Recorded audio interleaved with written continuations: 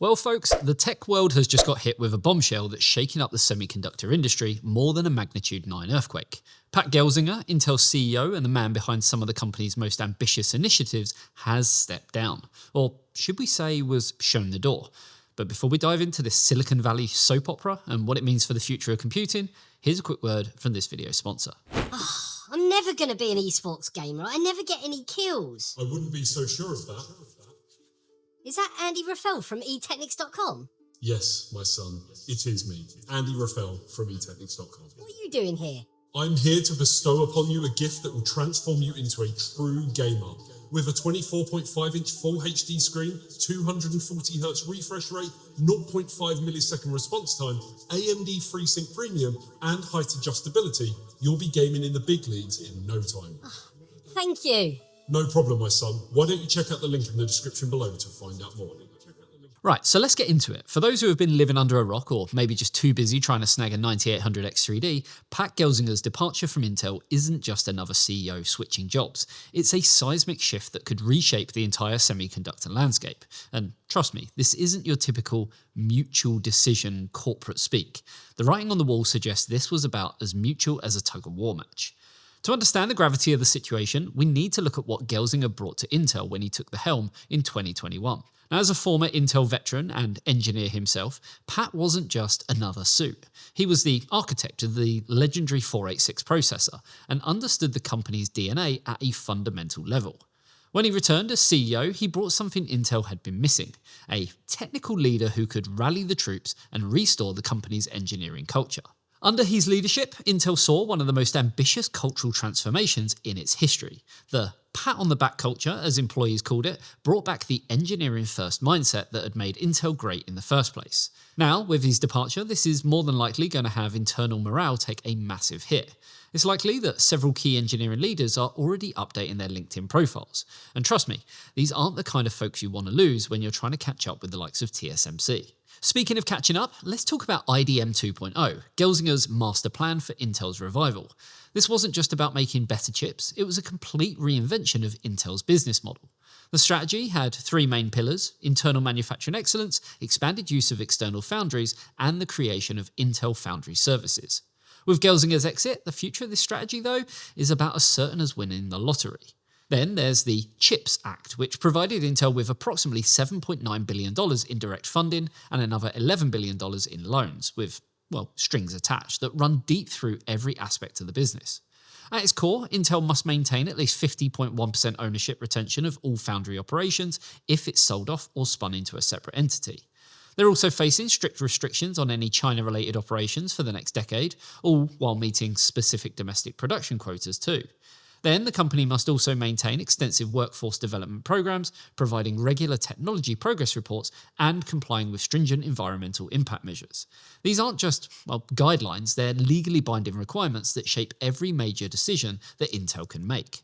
So let's put some numbers to this mess. Intel's investment commitments under Gelsinger painted a picture of, well, staggering ambition and equally staggering costs. The Ohio megasite alone commands $20 billion, while the German expansion required $18.5 billion. Now, they've also committed $4.6 billion to their Poland facility, another $10 billion split between Ireland and Israel expansions, $5.4 billion for the Malaysia packaging facility, and $3.5 billion for the New Mexico expansion. All told, that's over $62 billion in total commitments, and that's not even counting ongoing operational costs and R&D investments. So bear in mind though, some of these fabs like Poland and Germany have already been delayed due to, well, financing costs. Now, speaking of R&D, the discrete graphics division is likely going to be first on the chopping block. With over 2,000 employees and an annual budget of roughly $1.5 billion, it's a tempting target for cost cutting. But here's what most people don't realise. Battlemage wasn't just about gaming GPUs. The architecture was showing performance that could match or exceed NVIDIA's RTX 4060 Ti in rasterization workloads, with competitive ray tracing capabilities. The architecture also included specialized AI acceleration units that were showing promise in early testing, and all of this potential is likely to be shelved now, leaving Intel even further behind in the AI acceleration race, though that is just speculation at this point. So this actually brings us to Intel's partnerships, particularly with the likes of TSMC. Under Gelsinger, Intel made the pragmatic decision to use TSMC's advanced nodes for some products while building up their own manufacturing capabilities, whilst at the same time making a few choice words that cost them, well, pretty deeply. This included plans to manufacture some GPU tiles and other chiplets at TSMC. The new leadership might expand this relationship out of, well, necessity, effectively admitting defeat in the process technology race, but time will tell if this actually happens or not. Looking at how competitors might respond to this shakeup, we're seeing some interesting movements. AMD, under Lisa Su's leadership, has already been executing flawlessly, and this turmoil at Intel gives them an even bigger opening. AMD, already at the top with Zen 5 and continuing to release more products in 2025, it's likely going to try and accelerate Zen 6, codenamed Medusa, to capitalise on Intel's expected R&D slowdown. TSMC, meanwhile, is likely to see increased business as Intel potentially scales back on its foundry ambitions. As for potential CEO candidates, well, the industry's buzzing with speculation. Michelle Johnston Holthaus, who currently heads up the Client Computing Group and is interim co-CEO, is considered a strong internal candidate with her deep understanding of Intel's business operations. Then there's Sandra Rivera, who's leading the Programmable Solutions Group, which brings both technical knowledge and business acumen to the table. And then there's also some interesting chatter about Jim Keller, the legendary chip architect who previously worked at Intel and is now at Tenstorrent, though that might be more wishful thinking from the engineering community than a realistic possibility. But, well, let's be real here. Given the board's current mindset, they're more likely to favour someone with a strong financial background rather than an engineering leader, following the Bob Swan playbook rather than continuing Gelsinger's technical vision. The impact on Intel's European expansion plans could also be particularly significant. The German facility in Magdeburg wasn't just going to be another fab, it was designed as Intel's European flagship location, capable of handling the most advanced process nodes. Originally planned at 17 billion euros, the budget has already grown by billions due to inflation and energy costs. There was a caveat though. The German government's 10 billion euros in subsidies did come with some strict requirements about job creation and technology transfer. Then there's Ireland's Leixlip expansion at 12 billion euros and the Polish packaging facility in Wrocław, which are all meant to create a complete European manufacturing ecosystem. These plans were central to Gelsinger's vision of a global manufacturing network, but now they're caught in a web of government agreements, subsidies, and political promises that make any significant changes potentially damaging to international relationships. I guess what I'm trying to say is the next few months are going to be absolutely crucial for Intel's future, and we need to watch closely for announcements about strategic reviews of various divisions. We've already talked about the graphics division, but other vulnerable areas include Intel's drone division, their AI accelerator group, and even parts of their IoT business.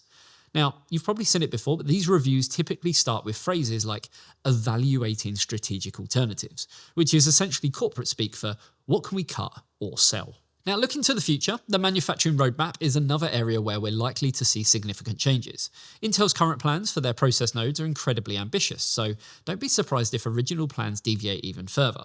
Intel 20A, now scrapped altogether, and 18A, the company's most advanced upcoming nodes, might face some schedule adjustments. Well, that's a polite way of saying delays could be coming. The 18A node was originally scheduled for early 2024, but given the leadership change, don't be surprised if that slides past the already delayed early 2025 at this point. We're also likely to see a significant exodus of engineering talent. Several key executives who came back to Intel specifically because of Gelsinger are already rumoured to be updating their resumes, so keep an eye on people like Shlomit Weiss, who returned to Intel to head up design engineering, and Glenn Hinton. These aren't just normal executive departures, these are the people who actually know how to design and build chips, the kind of talent that takes decades to develop. So looking at what this means for PC enthusiasts and consumers, we're likely entering a much more conservative era for Intel's product development. Gone are the days of ambitious architectural overhauls and exciting new features. Instead, expect to see safer, incremental improvements focused on pleasing shareholders rather than pushing technological boundaries. With Intel's discrete GPU dreams probably heading to the silicon graveyard, we're looking at less competition in the GPU market, which inevitably means higher prices for consumers. Perhaps most concerning for enthusiasts is that Intel will likely shift their focus away from the high-performance desktop segment, concentrating instead on commercial clients where margins are more predictable. All of these changes are going to ripple through the entire semiconductor industry in ways that might not be immediately obvious. So let's dig into what this means for the broader tech landscape. TSMC is already ramping up capacity in anticipation of increased demand, and they're not just expecting more business from Intel, but from Intel's current foundry customers, who might be getting nervous about long-term commitments. This is especially noteworthy considering TSMC is more than likely going to expand further in the US, where Intel is based. In terms of GPUs, Nvidia's probably breathing a sigh of relief right now, because Intel's exit from the discrete graphics market would essentially return the industry to a duopoly. But with AMD potentially distracted by opportunities in the CPU space, Nvidia might end up with even more market control than before. I mean, we're already seeing signs of this in their pricing strategy for next-gen products, and, of course, the rumours about AMD exiting the high-end market when it comes to GPUs. But here's where things get really interesting: the AI chip market. Intel's reduced focus on accelerator technologies creates a massive opportunity for smaller players. Companies like Graphcore, Cerebras, and Samba Nova, which have been operating in Nvidia's shadow, and now might finally find the breathing room that they actually need, or even get investments to accelerate development. There's also the geopolitical angle to consider. Intel's potential retreat from the foundry business isn't just a corporate strategy shift, it's a national security concern. The US government's semiconductor strategy has been built around having multiple domestic advanced manufacturing options. With Intel potentially scaling back, we might see increased pressure on global foundries to step up, or even new players entering the market with the right government backing. The silver lining, if there is one, is that sometimes companies perform better financially when they're focused purely on execution rather than innovation. We might see Intel's profit margins improve in the short term as they cut costs and focus on their core business. But here's the real question: at what cost to long-term competitiveness? And more importantly, what does this mean for the pace of semiconductor innovation as a whole? With Intel potentially stepping back from its role as an industry pioneer, we might be entering an era where progress slows across the board, impacting everything from smartphone performance to data center capabilities. But the big question is, did Pat really retire? Or, based on what we've spoken about, was he essentially forced to leave? Well, only a few people know the real truth here, which includes, well, Pat himself and the board. But what do you think the real story is? While there's a lot of room for speculation, I honestly think it's pretty clear to see, based on the way that Intel has been heading, what's really going on here. For now though, that's going to wrap this look up at Intel's latest corporate drama. If you found this analysis helpful, don't forget to like and subscribe, and if you want to support more in-depth tech coverage like this, check out our Patreon, where you'll get access to a whole host of goodies, including behind-the-scenes content, access to our testing data, bi-weekly game nights, and much, much more. As always, the link is down below. Thanks for tuning in. I'll see you in the next one. See you later, guys. Bye-bye.